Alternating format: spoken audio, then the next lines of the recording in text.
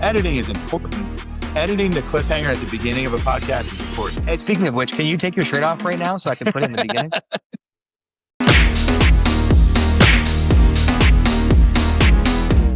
I'm developing the intro. I'm still working on it. Okay. I don't really have a, hey guys, welcome back to the Connector Podcast. Maybe I should, but on that note, hello everybody, welcome back to the Connector Podcast. Bruh. Where I sit down with my coolest, most interesting, and ideally most successful friends as well, because I want to add value to you and whoever you is. And I'm excited to dive into this one. Hey everyone, quick intermission here in the beginning. You may have noticed my voice doesn't sound as good as it currently does right now. That's because for whatever reason, Riverside decided to use my AirPods as the input audio source, not my microphone. I am so sorry. I did what I could, and some folks assured me that it sounds good enough, even though good enough is not my standard. But you know what? It's okay. Okay, back to the podcast. Next time is going to be better. I swear. I promise. Thank you. Love you. Bye. Chris, we met like 2 weeks ago? Yeah. It was recent. Very recent. So Yes. Business connection turned immediate best friends. He won't stop messaging me, guys. And I'm like, all right, fine. We'll do a podcast. My God. No, I'm just joking. It's mostly automated in my defense. It's funny. They're actually, I can tell now when a message is from you or it's from your team. Or, Yeah. But It's fairly obvious. We try not to be, but yeah, it's fairly obvious. But I can tell because I'm an expert in these things. Right. But yeah, man, I'll read a couple things here. You've done some awesome stuff, man. You are the founder of the Genius Networking. You are the co-founder of your company, Cynergists. You've aided in millions and millions and millions in sales and pipeline boosts. You've done, I know you've done a million things when it comes to even nonprofits and business. I want you to tell your story, but you're very much a serial entrepreneur, which is why I wanted to talk to you, because whenever I meet guys that are not just dabbling in a million things, but actually succeeding at quite a few things. Yes. That's more impressive than the guy who says he has 5 businesses and they're all in the tank. That's okay. It's like, I think you should focus maybe on one thing. Right. But the best thing about you though is apparently you're a drummer and a longboarder and a snowboarder and a girl dad. It's all true. Yeah. Guilty. I did ask for bullet point interesting things about you, and you gave me bullet points. I love it. There we go. Yeah. But yeah, man, if you want to take a few minutes and just, share a little bit more about your story, as much or little as you want to share, kind of how you became this serial entrepreneur. Yeah. So I worked in corporate America as a sales guy for many, many years. Just got sick of having somebody tell me what to do. Honestly, I like to run on my own. I do better on my own. And so moved away from corporate America and got out of the rat race there and decided to start my own thing, which is not easy. It's a roller coaster for sure. Anyone that's on that path, it's kind of like you're stuck on an island. Luckily, I'm not by myself on that island. I do have a partner. In multiple ventures, I like to have partners so that I'm not feeling alone. But yeah, so moved away from corporate, started my own Genius Networking group, which has been very, it's been very cool. Like, I've got to meet a lot of cool people I never would have met just by putting it on meetup.com and throwing a couple of emails out and not doing a whole lot of promotion over the last 2 years. We're coming up on our 2-year anniversary in 1 month. November of 25 will be at 2 years, and we have almost 2,000 members. So it's been pretty cool. Met a lot of good people and forged a lot of really cool business relationships from that. So yeah, if you're in the Denver area, or we're going to start doing online networking too, but Genius Networking you can find on Meetup. Great people, a lot of business owners, a lot of cool people to meet. Right now, everything's completely free. That might change in the future, but as of right now, it's all free. So started that, but then also started Cynergists with my friend Ryan. It's been like everything in life. It's a roller coaster. It's fun. You have your ups, you have your downs, and everything in between. But we're learning a lot as we go. And yeah, we're almost a year in on that now, and things are going very well. Cool. Yeah, I was just writing a note down. I actually was just thinking, I have two people I know I need to connect you with immediately who are literally in, I think one's in Aspen and one's in, shoot, something Rock, Little I Rock? think. I don't know, but they're both in Colorado. They're both Oh, okay. somewhat near you. Castle Rock. Yes, I think so. Nice. Yeah. So, and one is, if I'm not mistaken, she's like a VP of this. It's a public school. It's a public high school, but it's entrepreneurial focused. It's like one of the only ones of its kind That's in the whole country. But so she was even asking me to maybe speak to her kids, or I'm hopefully going to be making a road trip out there sometime soon because I got my other friend Tyler, who was episodes 1 and 2 of this podcast. He got me started. Another guy who's awesome entrepreneur, started a few companies, but so he I think would be a fun contact for you. But then also my friend who's the VP, even if it's like potentially leveraging your network to help the kids, so for sure. Definitely. Yeah. There's internships out there. There's lots of opportunity, especially with the people that show up to my group.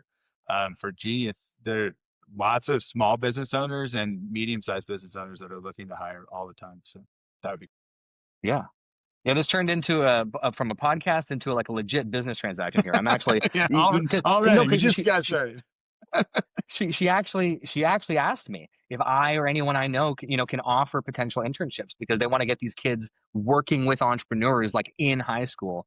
And I was telling her like, yeah, maybe I could help some of them with like social media posts, and maybe they could write some of my posts as I teach them how to do it.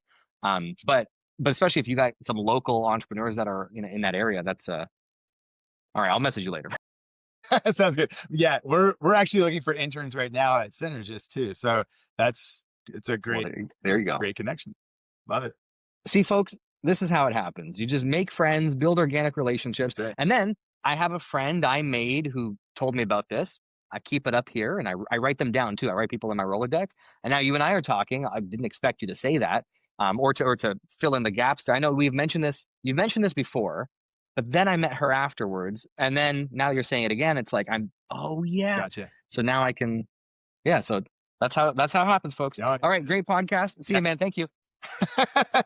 It's all network. It's who you know. It's not what you know, it's who you know. That's what gets you places. Yeah. And on that note, it's okay. Something I'd love to know, and I like to hear stories about different mentors or different, relationships that really impacted you along the way, especially from other entrepreneurs. Have you had like a single mentor that was, your Mr. Miyagi, he was everything? Or have you had a lot of mentors that really assisted on the way? Yeah, tons of mentors. Lots of audiobooks. Like I don't read physically. I don't physically read books. I listen to audiobooks all the time. Every day. I'm always listening to audiobooks. And I probably get through 4 or 5 a month. And so, tons of authors that have written things that I've gleaned pieces from that. I'm like, that makes sense. I don't care about this. I do want to focus here, but that doesn't make sense. So like, over the course of many, many years of learning from many different people, determining what I care to take in as something that could help or not, I'd say like recently I've been listening to Gary Vee quite a bit. Synergist does a whole lot of marketing. We do a lot of content creation. He's really in tuned and he knows what's going on in the market for marketing. He's like he's really good at predicting what's coming. It's just because he knows, because he's in it so close, because like he can see it happening. He sees the trends because he's around it all the time. So if you want a good prediction of what's coming in marketing, Gary Vee's a great guy for that. Lately, I've been listening to him quite a bit.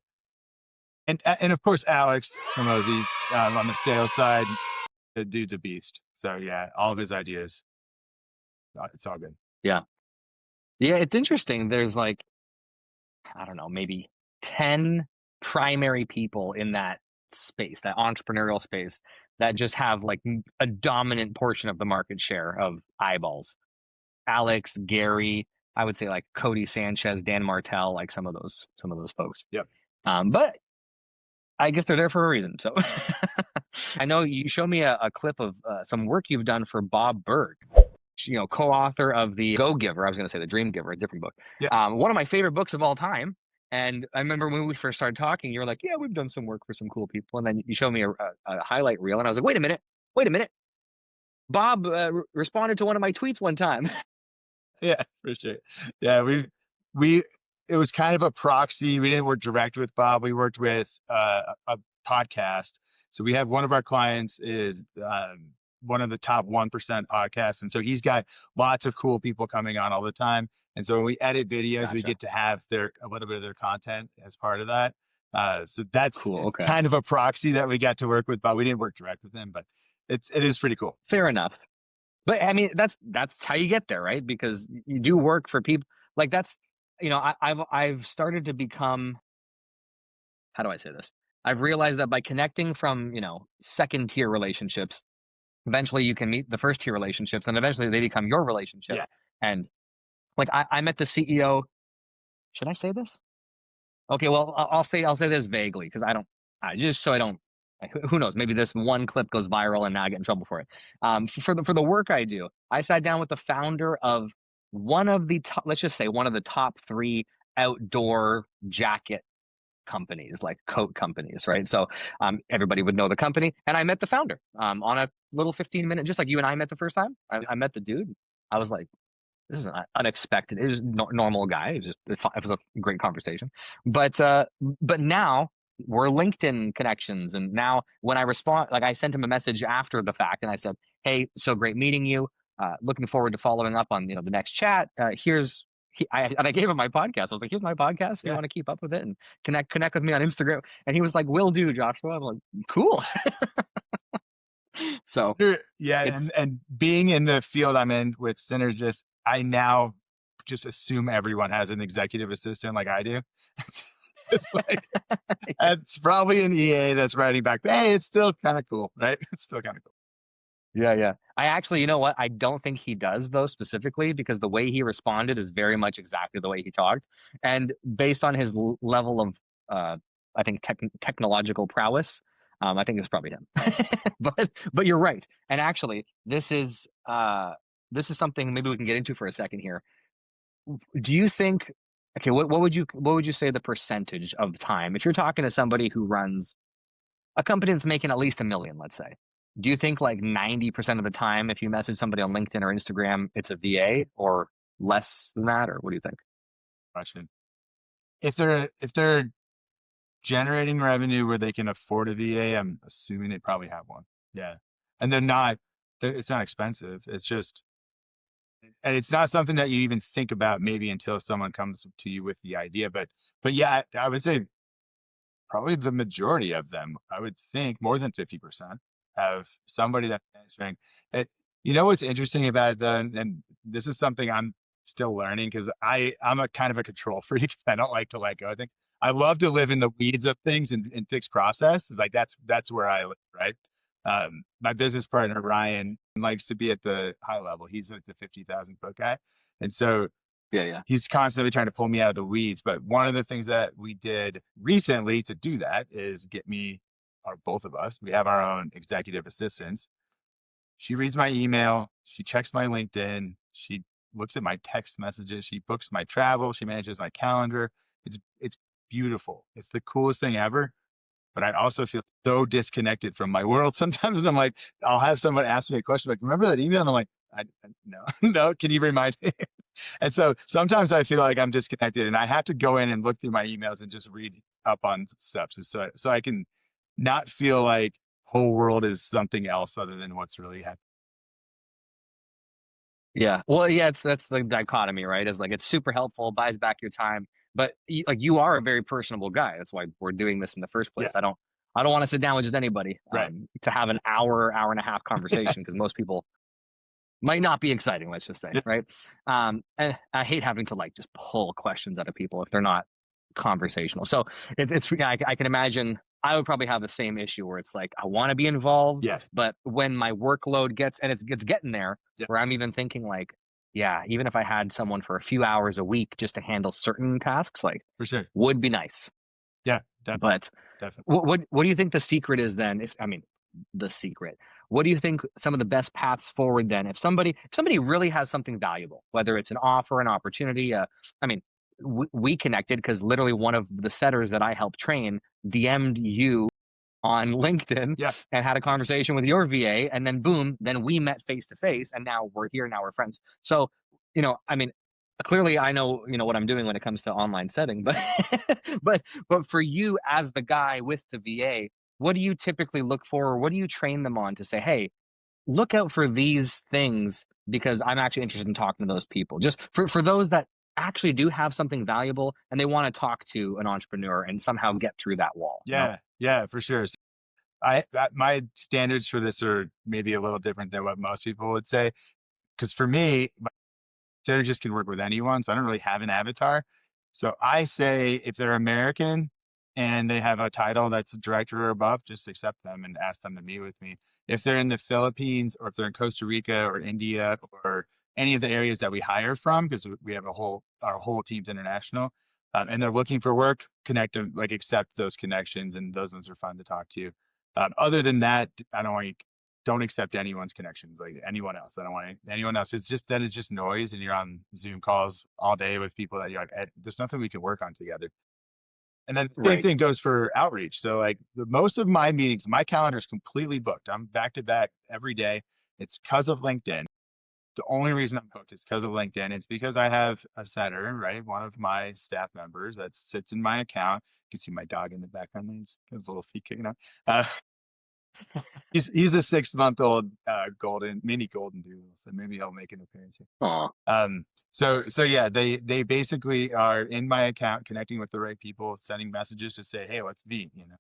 Um, and the right people is, like I said, anyone in America, director or above, and the company size is typically 10 or more employees. That's like I can work with anyone that's above that. So pretty simple in my circumstance. But I would say if you had somebody working for you, you're probably going to look for people that are more maybe well connected. Maybe they have a lot more connections, or like they have an online presence that we can find before you want them to come onto your show, or be able to work with you to get them on stages and stuff like that. So yeah, so it depends on the person's need. But the good thing about using humans, we don't use any AI when we do any of this kind of stuff. The good thing about using humans is you can train them and you don't have to go back and retrain because it's not AI. AI, you have to retrain over and over because it goes off the rails, And then you're like, why is it doing why? Just do what I asked you to do. I prompted you, do it. And then a week later, it's doing whatever it feels like. Yeah, my ChatGPT still can't not use long hyphens. I'm like, son of a dude, those they're called EM dashes. They are the bane of my existence. And now it's doing hyphenated words, a ton of them throughout everything. And it's like so many hyphens and so many words. And I'm like, if you see that anywhere, it's probably ChatGPT. It's very, very obvious to me. And I'm like, why is it doing this? So now I'm trying to train it out of that as well. And it's like, you got to train. And then the emojis, dude, it's like, it will not stop using emojis on every output. It's like emojis are everywhere. And I'm like, it's obvious. Please stop. Don't do this anymore.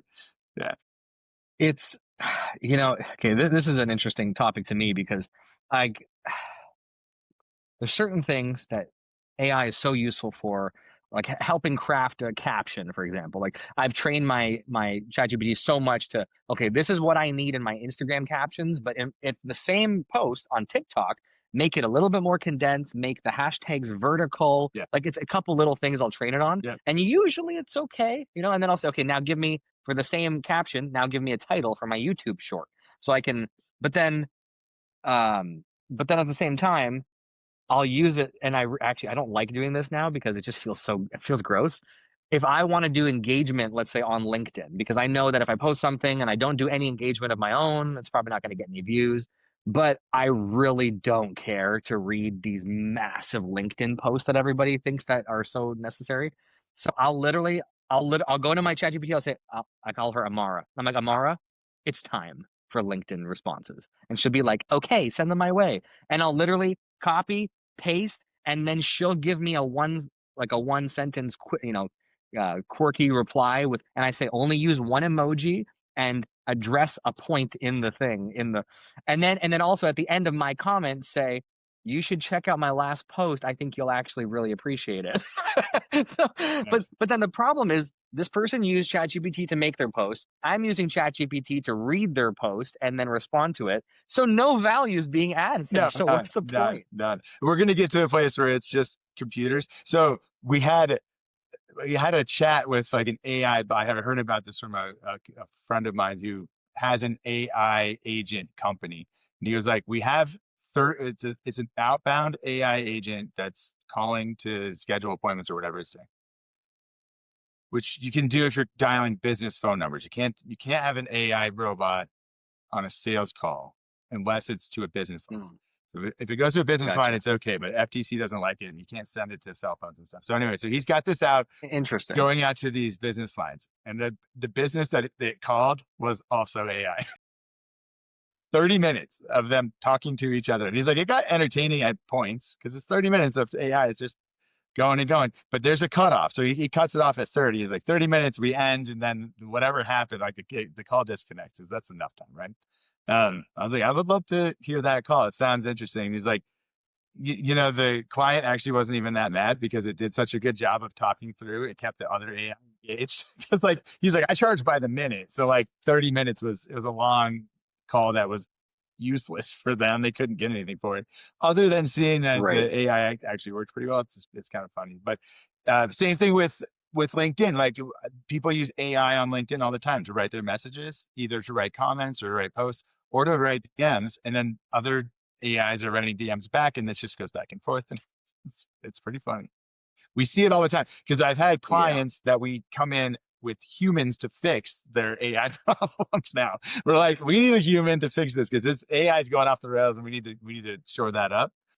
So yeah, it's kind of interesting. Yeah, I always I'll use automation tools to send the initial connections on LinkedIn or to do follow-ups, Yeah. but I write all the messages because it's like, well, if I didn't pay for tools and I was just in there just grinding it out, which I've done for years, Yeah.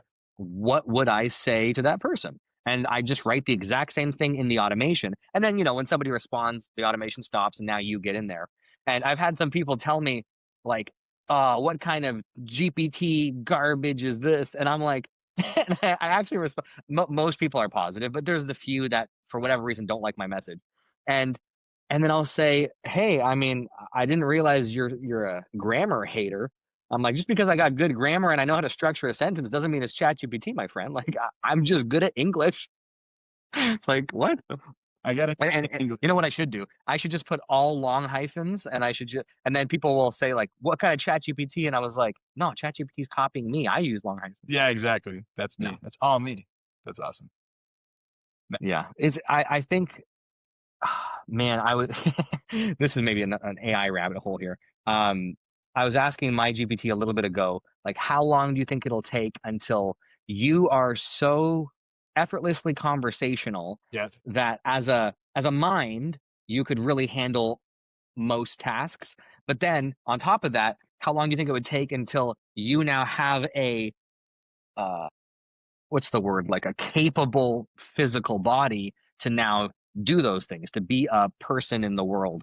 And I think it said, in terms of the mind, I think it said like 5 years. In terms of the body, it said probably within 5 to 10. Like, because if the mind gets there, then the AI can figure itself out and figure out how to develop its own. And we already have such incredible robotics and robotic prosthetics that are coming out. Like, so Yeah. I think we're getting there. And if the mind itself was strong enough, it could assist in its own development, which is crazy to say. But Yeah, it's pretty insane. The weird thing is that everything sits in data centers now, but once it moves into an actual robotic form, it will not, right? It'll be within each of those. And then now they're off on their own. They're kind of disparate and they're away from each other. Learning and like ML is going to take over. They're going to learn on their own. yeah, Who knows, man? that's crazy. Yeah. But I always think, what was that movie? I don't know if you ever Will looked. Smith? Was it Oh, iRobot, I think? iRobot? I just said it. I was like, iRobot. And I was like, that's the vacuum, isn't it? It's also Will Smith's movie. Yeah. Yeah. It's going to get crazy, man. It's already pretty crazy. It's going to get crazier. Like, I don't know if you saw Veo 3.1 came out, and now you can have HeyGen connect with it, and you can put yourself into all these videos. You could be like a superhero, or you could be climbing Everest or whatever you could do it. It's crazy.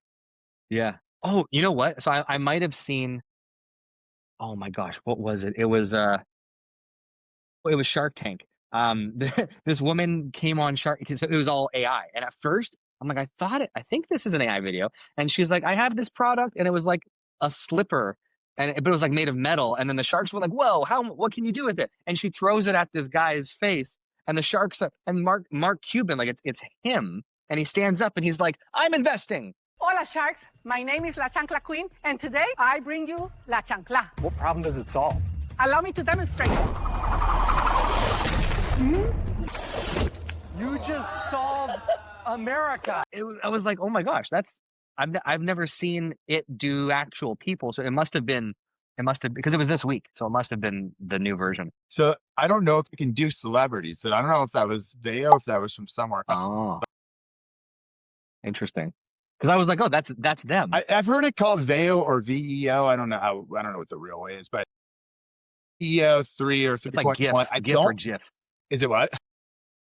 No, I said it's like GIF or GIF. GIF or GIF, yeah, exactly. Yeah. I don't know if VEO is able to do celebrities. I don't think so. I'm pretty sure it's against its policies, but something out there is letting it happen. There must be another one. Yeah. To circle back, and I know we've been on AI for a minute. I could talk about this all day.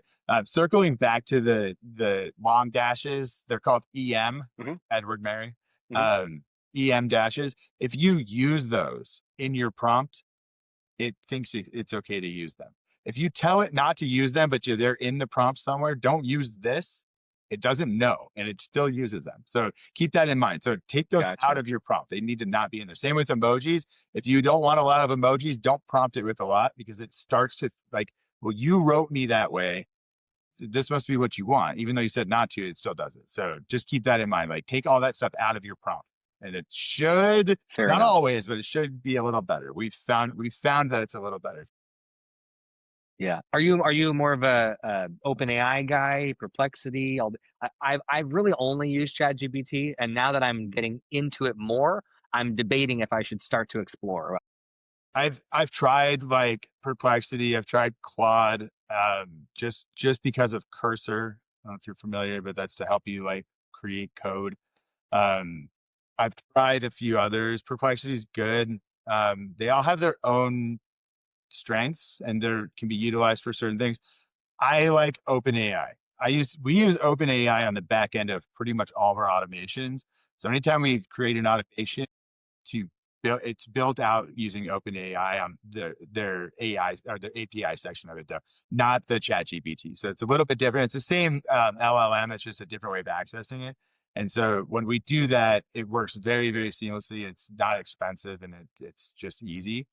So personally, I'm a ChatGPT guy too. If I'm like looking something up, I'm on ChatGPT. Yeah. Okay.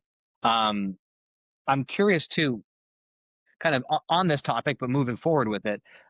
The company you have with Cynergists, do you exclusively have international contractors, or do you hire certain people in the U.S. as well? We could do both. Yeah. So we've got a couple of projects we're running right now where we're building out AI applications, web and mobile apps, with developers. And we have some international team in like India, Pakistan, and then we've got US as well to kind of oversee and run the project.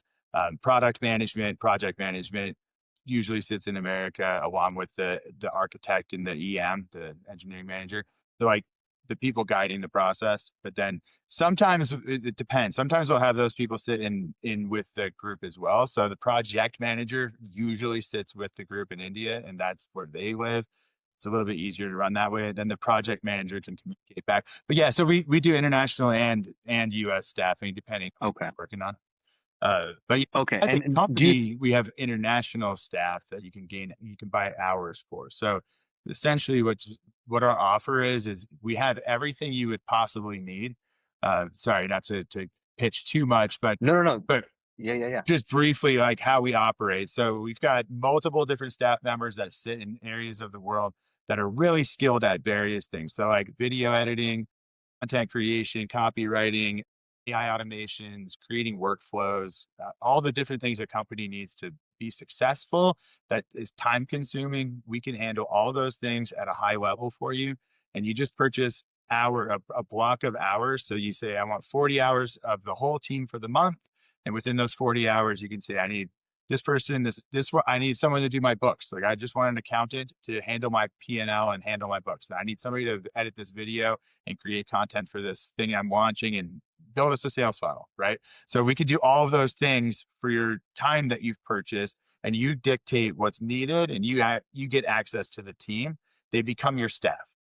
So like you get access to the whole staff instead of hiring everyone individually. You get everyone for the price of less than one staff member a month. One Yeah. American. Yeah. If you were to hire an American staff member, it's less than that per month, and you get access to everyone.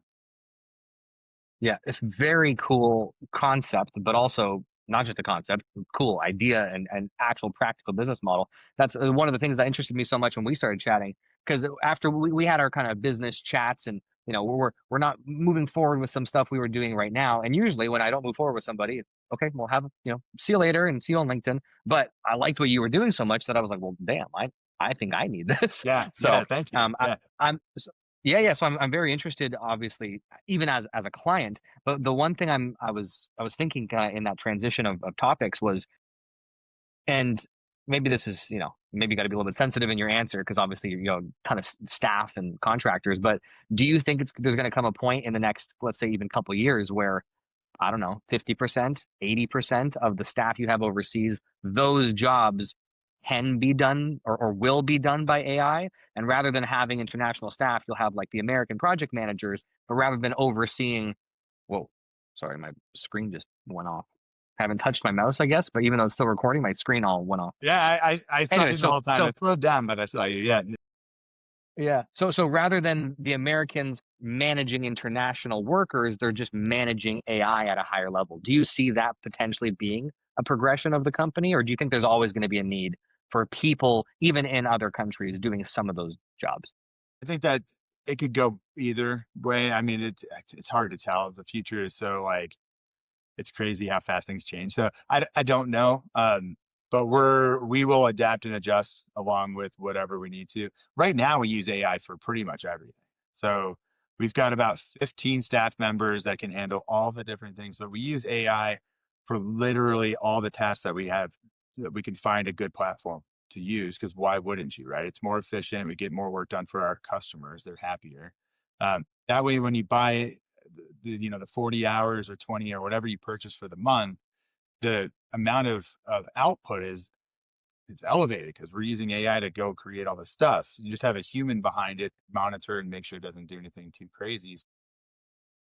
So yeah, right now it works really well with the model of mostly AI and human driven.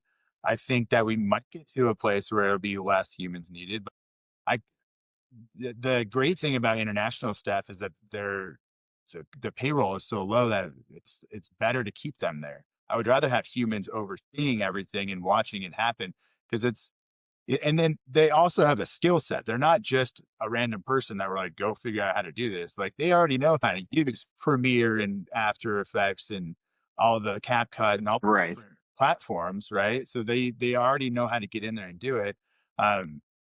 Then they can have the AI embedded inside of these platforms help them to get even better and faster, right? So yeah, we use AI all over the place because it would be very I don't know, like a slow process if we didn't, and I don't think our customers would be happy with that. And especially right now, it's like, I need this done, and then you're like, okay, and then you hand it over and like, hey, where's my stuff? And like, dude, give me a little bit. It's been an hour. Like, we're working on it. Yeah. So you're saying you don't get jobs done typically in an hour? Not an hour-long video edit. No. you heard it here first, guys. You heard it here first on the podcast. Cannot deliver. No, I'm joking. We're not. Well, we're you know, not it's funny. We're not dominant. I almost see a future, at least maybe in certain industries, where companies that are solely focused on profit will reduce as much as humanly possible their physical human employees, but then there'll be companies that are like rather than companies today that are focused on climate or focused on green stuff or it'll be like companies, oh, do you guys support human workers? It'll almost be, that'll be the new green initiative That is, oh, we hire people. yeah, that probably will be, dude. Yeah. That's funny. It'll be like, yeah, do you have actual humans on staff? A few, yeah. Yeah. Instead of a rainbow flag or like a vegan sticker, it'll Yeah. just be like a people sticker. Yeah. Yeah. Like actual people. Or like an anti-robot sticker with like a crossed out robot. Wow. Yeah. This is, I think I got some friends that have done some filmmaking. I think we're onto something right now. I think so. This is I think so, dude. So I want to pivot a little bit, go back to your the Genius Network because I think the podcast is called The Connector. This whole thing, is really started because I network all the time and I'm always meeting people intentionally. Yep. And I would love to know maybe, I don't want to break any confidentiality, obviously, with certain clients, but maybe some of the successes you've seen from, being able to connect this guy with this guy and they were able to do some awesome things and they met because of your organization, like, stuff like that. Sure. So I've heard a lot of stories. We have lots of reviews on Meetup, so you can go look at that. But and people are happy. Like we have a really cool group of people. It's like 4.8 out of 5 stars from I think 400 reviews or something. So the cool thing is I hear directly from people because I'm in charge, right? So they'll come to me, and I had one woman. She was like, "I just moved to town.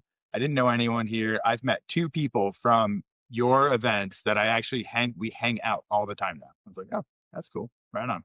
Like she made actual friends. I was like, wasn't the intention when we first started, but I've been putting on my Meetup lately. I'm like, come meet friends, because like it brings people that are new to town to the group, and that gives them a place to actually feel some sort of camaraderie or some sort of like acceptance into this new place, right? So that's been cool. I really enjoy when people tell me that they've met people and they made friends. And then I had a couple of people, like I had a close friend of mine who I met networking, tell me that he got a client that was going to pay him X amount. He was like on the brink of maybe not being able to pay his rent. And so he was also new to town, and he was excited that he met somebody. And then I had another person tell me that they actually got a deal closed that was like many thousands of dollars out of our group. They were super excited about it. Nice. Well, so yeah, so lots of cool things, and more than that, but I don't want to bore you to death with too many stories. But yeah, it's been really cool to see like actual connectors coming together and actually making connections. There's Teddy. Yeah, I love. Aw, Hey, Teddy. everybody say hi to Teddy. Yeah, but I love that because I saw a video a week ago. I want to say it might have been a Grant Cardone. It was like a Grant Cardone convention or something. Yeah. But it was a clip, and this guy essentially was saying that he got the microphone to ask a question. He was like, "Hey, I literally been sleeping in my car the last few nights. I had to take out a loan just to get here and buy this ticket, but I'm so hungry and I'm so serious about changing my life." I think he briefly shared like his last couple of years have been rough for him, but he's ready to. And so Grant, I think it was Grant. Don't quote me on this. He said something about like, "You're not leaving here today until you make $100." And he was kind of talking about like you need to learn how to ask for the sale or ask for help or and literally like a lady gets up out of the audience and she gives him $100, and then another guy gets up and another guy gets up, and I don't know how much he walked away with, but I'm assuming it was thousands based on how many people gave him some money. I need $500. It starts with the first 500 or 100 or 50, whatever the number is that you need to be like, I need to get somebody to give me something. And okay, there we go. All right. You know what? Well, that worked. So somebody asked, what do I do? Hold on, bro. Do not talk through the close. And the guy's been sleeping in his car to attend the convention, and he looked good. Like he didn't look homeless, So yeah. He probably showered at the gym or something. Yeah. I don't know. But it's that idea of like you got to put yourself in the right circles, and also don't be afraid to ask for help. Yes. Even I saw an interview where this kid was talking to a billionaire, and he said something like, "To you, based on your net worth, your $1 million is the same as like $20 to me. Yeah. So can I have $1 million? And it's like, I mean, hey, you ask. The dude might say yes. He might say yes. So yes, it might be a good story for him that you could put online. You'd be like, this guy asked me for $1 million. I gave it to him. Yeah. Out of the kindness of my So Chris, right? Chris, what I'm asking you right now, no, I'm just joking. I'll send you my PayPal. Sure. So yeah, I think they have love to know limits. your I can thoughts. Venmo $1 million too. I can't even download Venmo as a Canadian. Oh, really? So, I'm limited. Yeah, you can't Venmo me or Cash at me. It's got to be It's all paid. PayPal or cash in the mail, I guess. Can you imagine if I mailed you $1 million USD right now? Cash? Our whole Canada Post, which is like our, but what's your main? Is it like U.S. Postal Service? Is that Postal your Service. main? Yeah, USPS. So that's our Canada Post. They're on strike like every minute of every day. Like my friend, he's a big Mac guy. Shout out to Steven. He sent me his I got some new AirPods here. Oh, nice. I'm wearing this one. Nice. Because my long story short, one of them got messed up, and I took one AirPod from another friend who she had one messed up, so I gave her. We had to swap which ones were good, but then the transparency mode doesn't work nice. So, anyways, he sent me some AirPods for free. I appreciate it. So now I'm wearing them, and the transparency mode works, so I can talk to you. Nice. My point is, he sent it like a month ago, and they've just been sitting in a warehouse since then because Canada Post went on strike, and now it's getting colder here. So I'm like, it's like intense technology. Like this stuff doesn't do well in a lot of cold or a lot of heat. Yeah. I was like, damn, I'm gonna lose out on a $300 pair of freaking headphones because our postal service went on strike for the millionth time. Not cool. Not cool. Ridiculous. I was going somewhere with that, and I don't remember. That's okay. Just me complaining about Canada Post. Anyone who's Canadian listening to this will get it. Yeah, I'm sure. Yeah. Anyways, but yeah, going back to not being afraid to ask. Have you had times in your career where, because you mentioned earlier you like getting into business with people, right? Not necessarily as a solopreneur, but as a co-founder, as a partner. What does that look like for you? And when you want to start a business with somebody, and when you have in the past, was it already a friend you had? Your co-founders were these people you've done business with, or you've done sales training with, or no? What does that process look like to ask somebody to be a co-founder? Yeah. So no, actually. So I met them through either a business relationship or transaction of some kind, and I watched and we worked together through the process, right? So my partner in Genius Networking, I was selling telecom. This is years ago. I was selling telecom. He was my partner in that deal. So he brought me the client, and we worked together to sell my service to that customer. And then he got a portion of the sale. He gets a percentage. So that's the relationship that we had during that process. And we sold many things together that way, and to many phone systems, to many different customers. And I was like, this is awesome. Like, we're a good team. And so we partnered up for networking to continue to do that after I stopped doing that job. Like I quit, and I was like, I don't want to work here anymore, but I still want to sell technology. So we actually have a technology consulting firm that we operate together, where I bring him deals, he closes them, and he gets it done now. So now it's, instead of me selling, because I used to sell it, now he sells it. I just bring him the people. So I go find people in networking, bring them to him. And so that was kind of how Genius Networking was born. I was like, well, why don't I just start a networking group? I'm meeting a ton of people all the time anyway. I'll just start my own group, and then I can bring you over to the group, and I'll introduce you to everyone, and then you can sell them tech. And that was kind of the initial idea. It was born out of that, but we actually ended up taking this way beyond what we ever thought it was going to be. So it's way more fun than what we started with. So that's how that started. And so the way I met Ryan was actually, he's my business partner in Cynergists. So I met him networking about 3 months before we started our company. He had an old partner he was working with. He was actually starting the company, but it wasn't working. So he brought me in after a while. We talked for a while about it, things I thought he could do better to make the company work better. I was just basically consulting him for a company he was creating. And he was like, dude, do you want to be my sales director? And I was like, sure, I guess. Why not? And so I came on as sales director, and then later he was like, dude, could you just be my partner? And I was like, yeah, sure. So So yeah, so that's how that all started. But Nice. hey Teddy, You're so cute. he's a little bear. Yeah.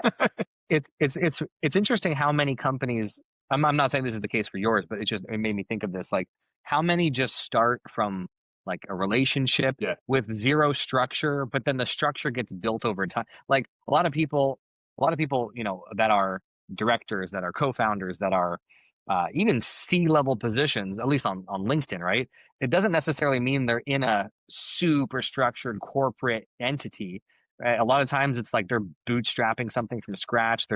Like if I was a sales director right now, I've never been one, but I have enough experience that I think I could probably train a decent team of setters. I could train a decent team of closers. Maybe it's not Hormozy level, but I think I could get by, but I also don't have systems in place for that because I've never done it.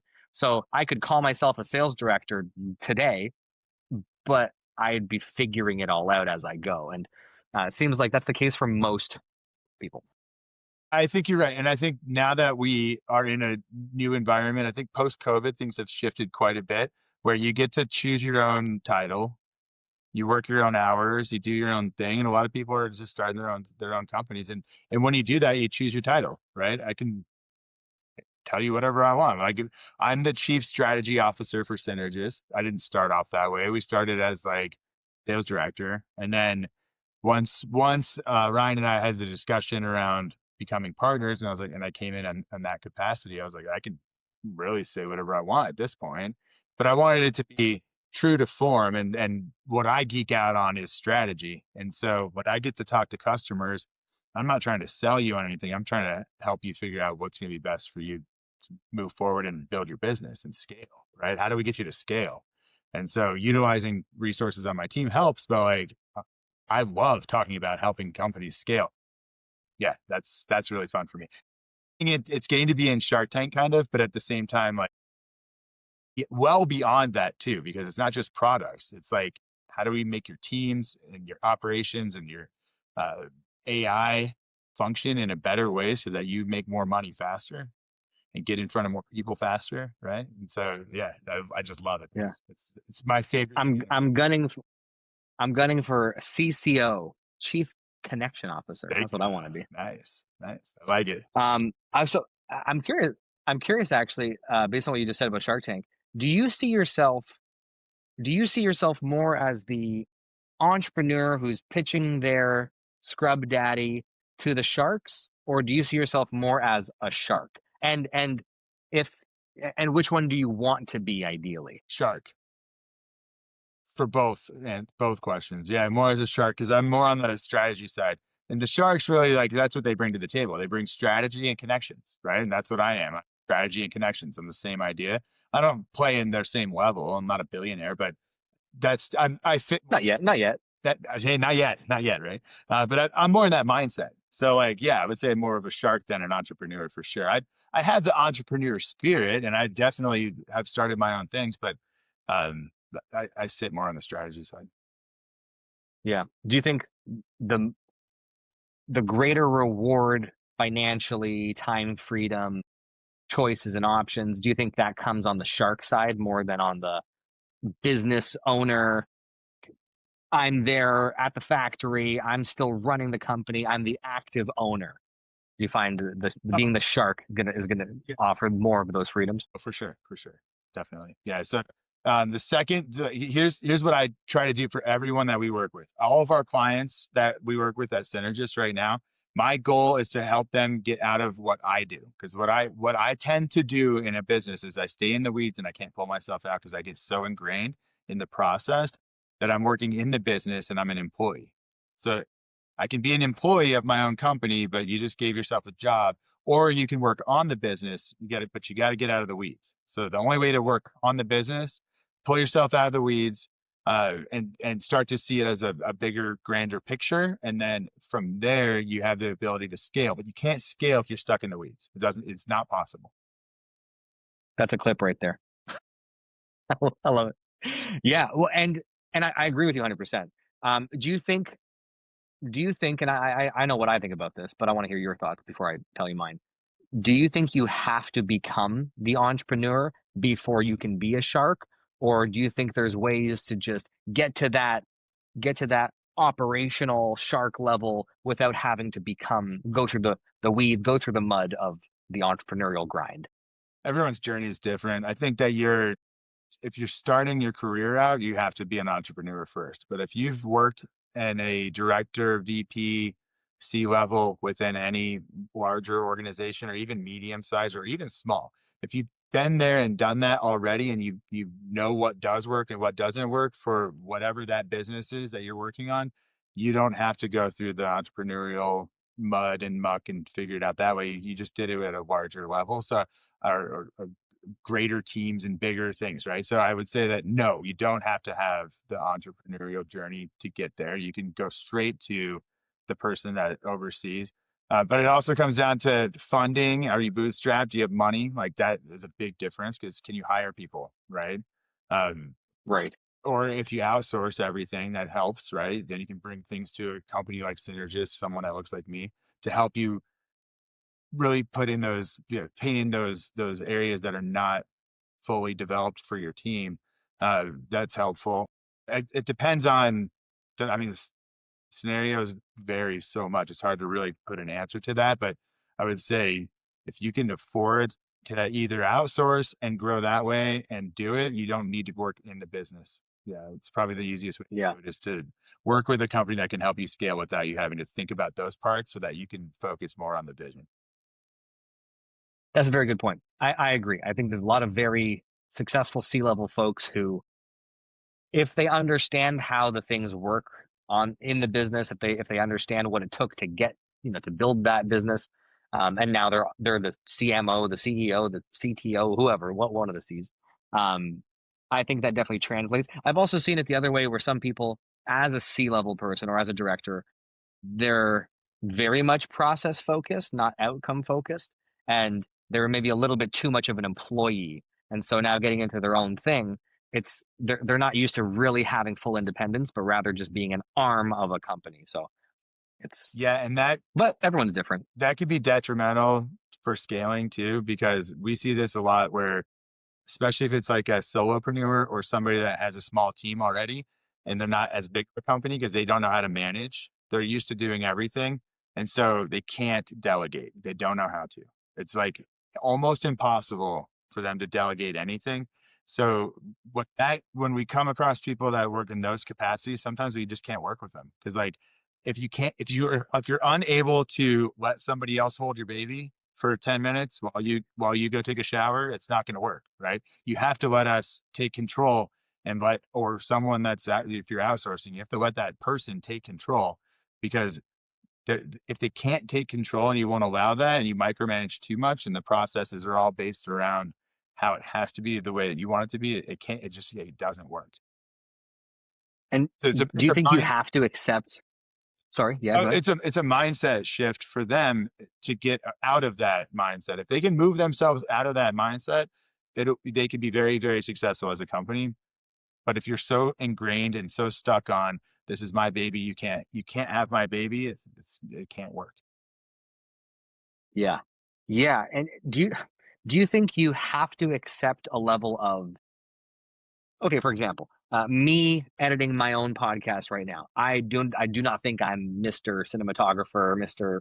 Master Editor, but I'm so particular. So all this is resonating with me, because I'm very particular. I'm a perfectionist in a lot of ways. So when I started getting into editing, and I started, even my thumbnails, I'm like, oh, I like it like this, and the outline has to be 15 thickness, not 10, not 9, not, like, just little things that I know visually appeal to me, which I'm realizing, just because something appeals to me doesn't mean it appeals to the general audience I'm aiming for. And if they see something and they just immediately don't like it, and now they skip, it doesn't matter if I like it, because they're skipping it. So do you think you have to accept a level of subpar quality, at least in your own eyes, when you hand things off?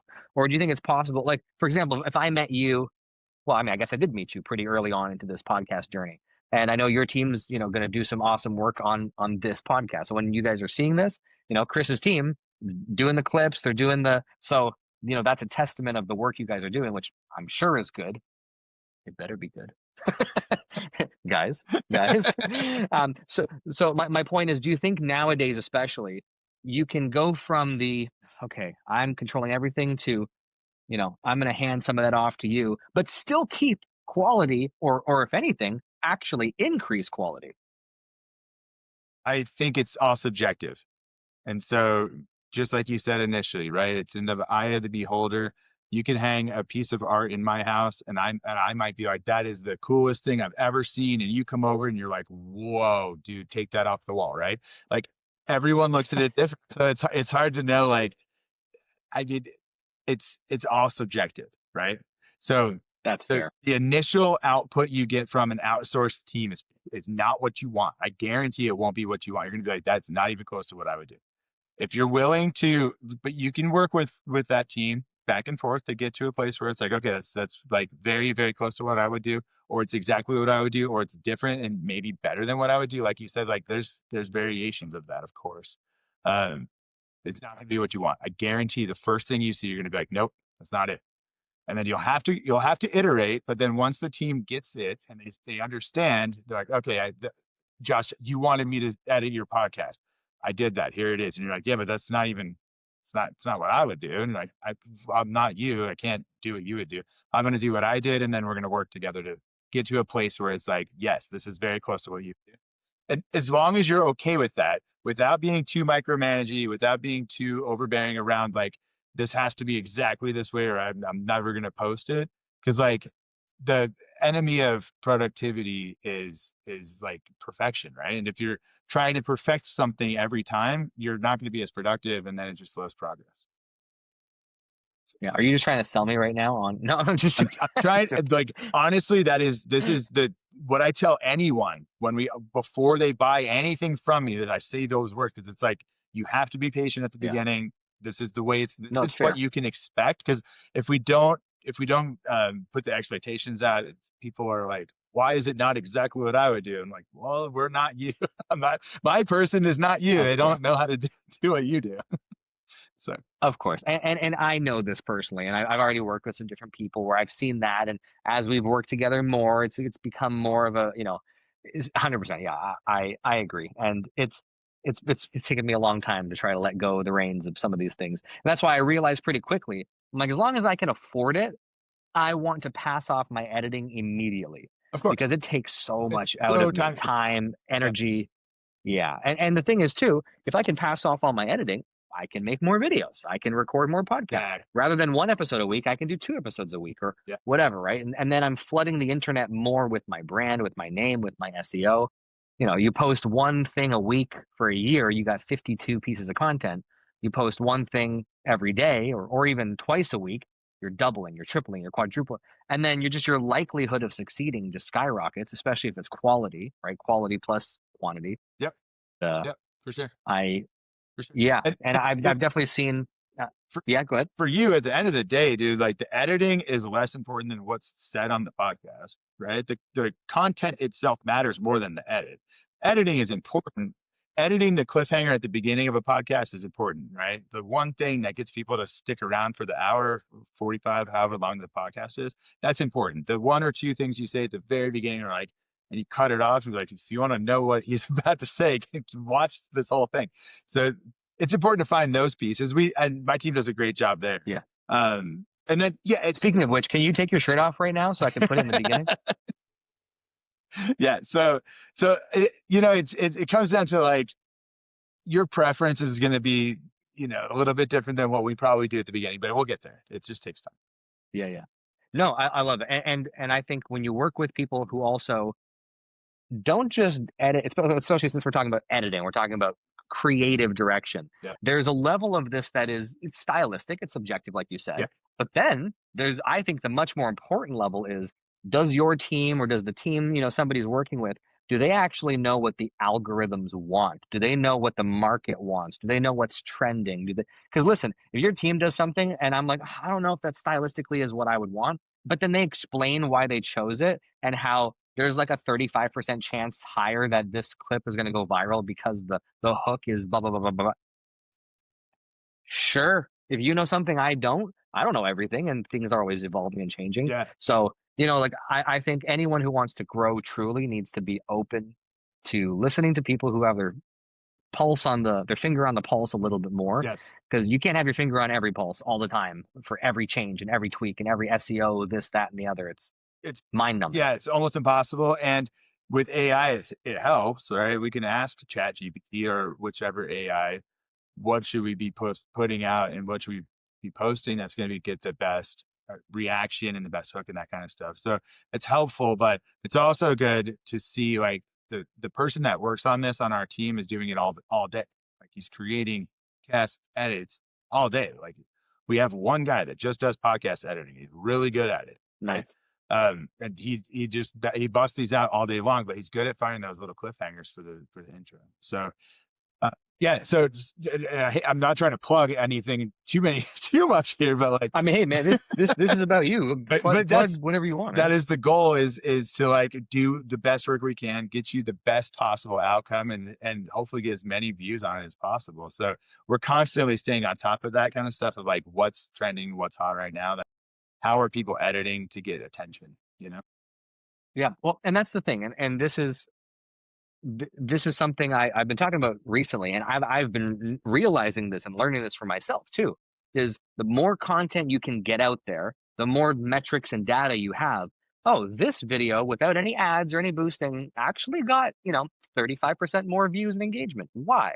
And so did this video, and so did this video. And now if I'm working with a team like yours, or even if you're doing stuff yourself, if anybody listening to this, if you're doing, analyze your best posts, even throw the transcripts of your best performing podcasts or clips into ChatGPT and ask it to analyze, or your copy from your best LinkedIn posts, and I think the more you get out there, the quicker the data can come in. Yep. So you can iterate, so you can grow, and you can test thumbnails. Like I don't have time, nor do I want to make 3 thumbnails to test for my YouTube videos. But if your team is willing to and can make 3, then awesome. Then I can test 3 and I can choose the best one.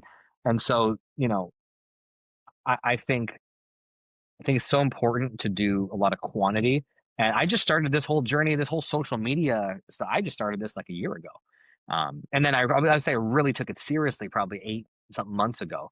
And I'm realizing like, yeah, if I just post whenever I feel like it, or if I just engage with people whenever I have a minute, like I'm never going to get anywhere. It takes very active, intentional work, and it's a lot.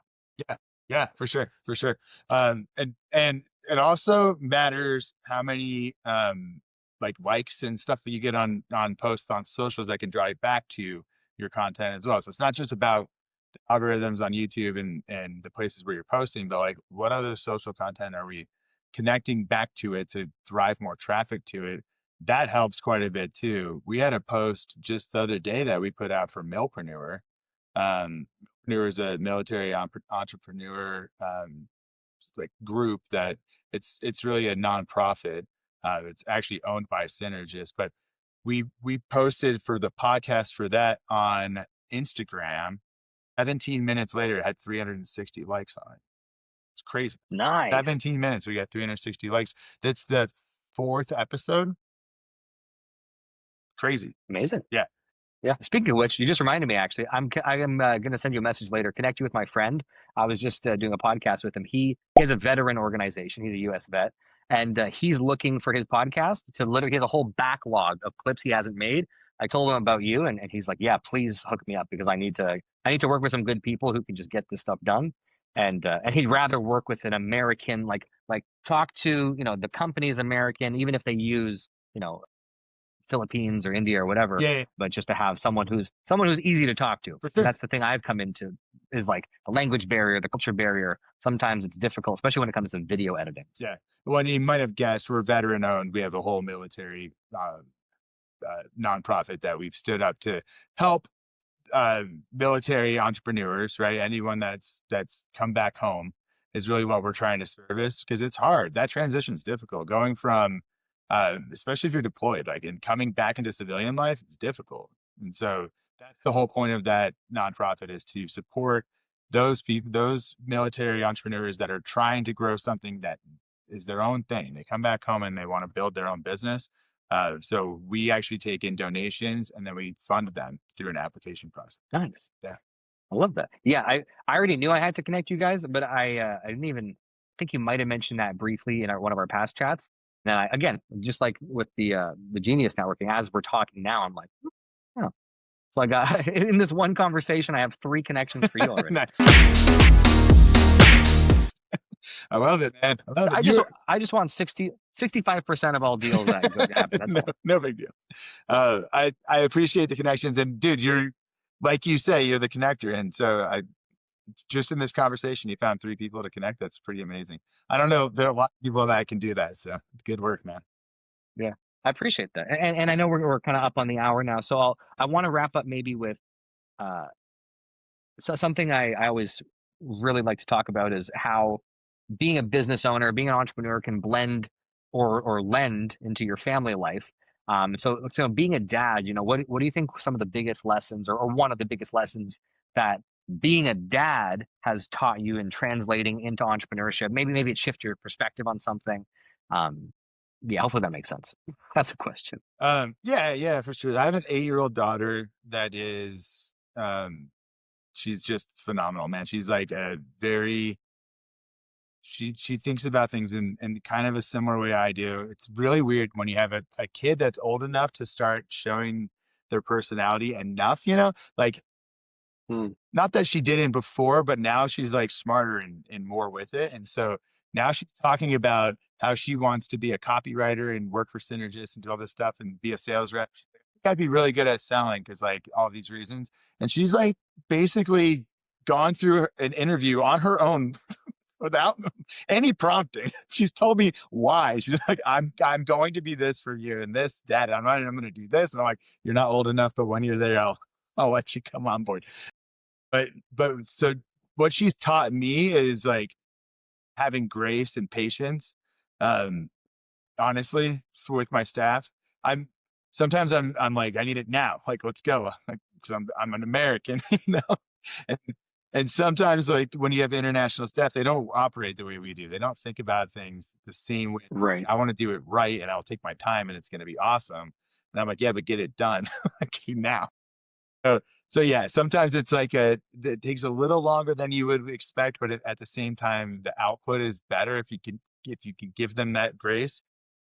So I think that's probably one of the things that, because my daughter, like, oh God, you got to be so patient with kids. Anyone with kids can attest. Like getting out of the house is the thing. Getting them to go do anything is anything. Stopping what they're doing is a thing. So yeah, moving through the day, it just takes more time. And then add a puppy to the mix. This little guy, he's cute and I love him and he's awesome, but he also just takes extra 10 minutes to do anything. And I'm like, I just need to go to the car now and get out of this house. So yeah, that's probably the big one. Patience. Yeah. Well, I mean, I think it's probably one of the best character traits of any leader, right? Is being able to have grace in the appropriate time, be patient with people, especially if they're doing good stuff.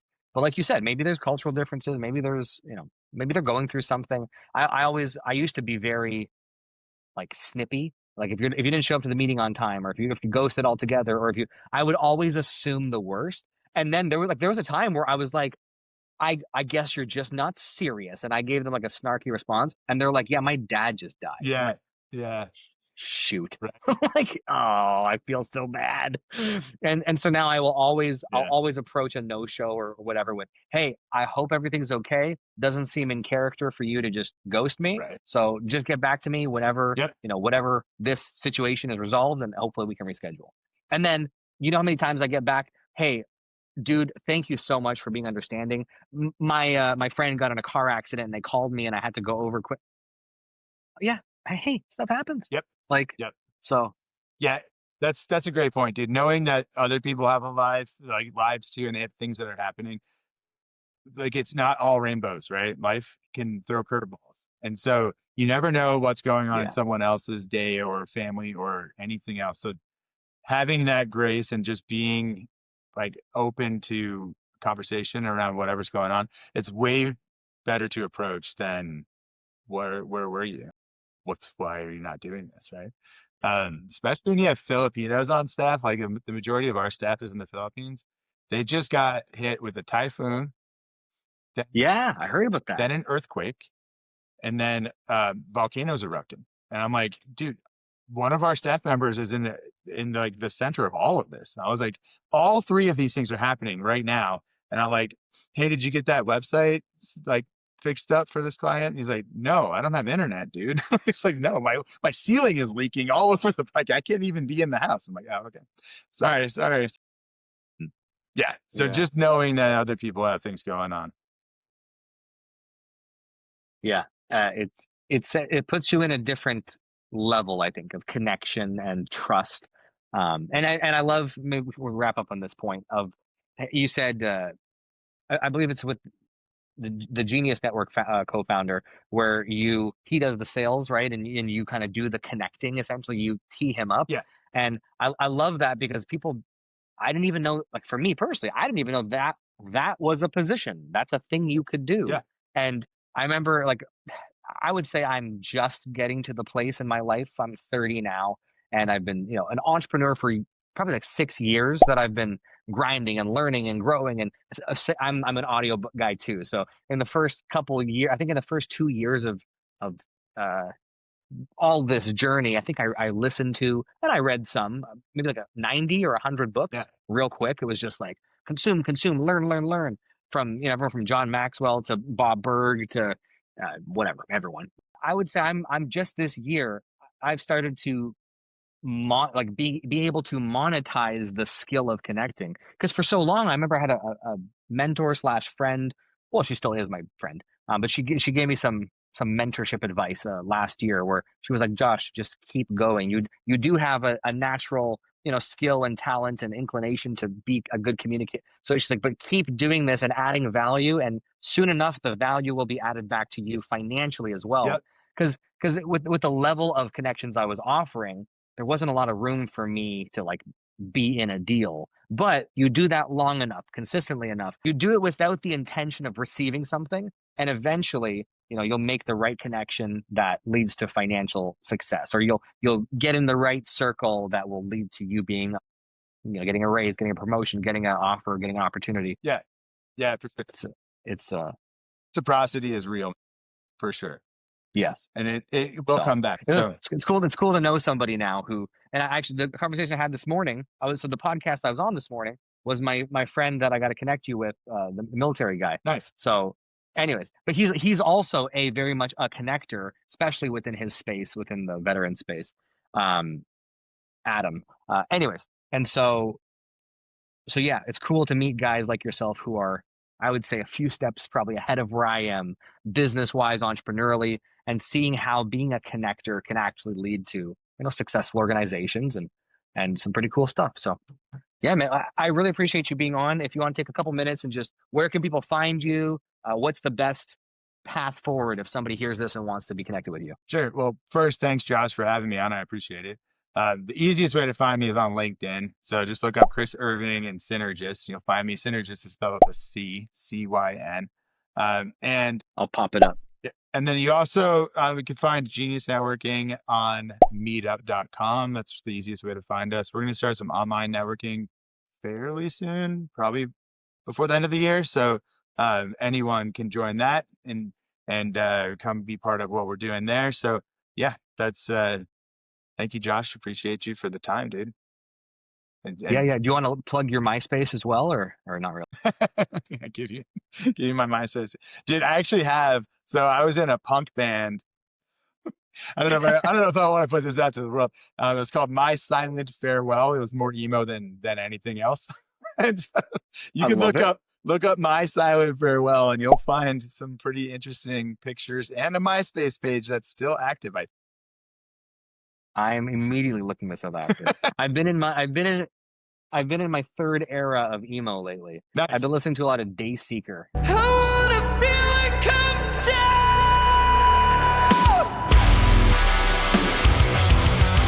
If you heard of Dayseeker. I know, dude. I'm not emo anymore. I gave up. I moved on. I have resurgences, like I'll be on like a road trip, I'll be driving, and that playlist will start to come on, and from Linkin Park to whoever, 3 Days Grace, and I'm like, oh, and then I'm like, oh, I wonder what's new, and then I listen to some new stuff, I'm like, oh, that's cool, and then it just, and then my feed on Instagram is just all this music, and then it's like now, so I think I'm I'm in the middle of my third emo era, you know? Nice. Yeah. The Sometimes you gotta have 2025 that. emo Josh. Yeah. It's your If you see me next time with midlife. black nail polish and a little bit of, no, I'm just kidding. Yeah. But anyways, That's thank you, it. dude. I appreciate you.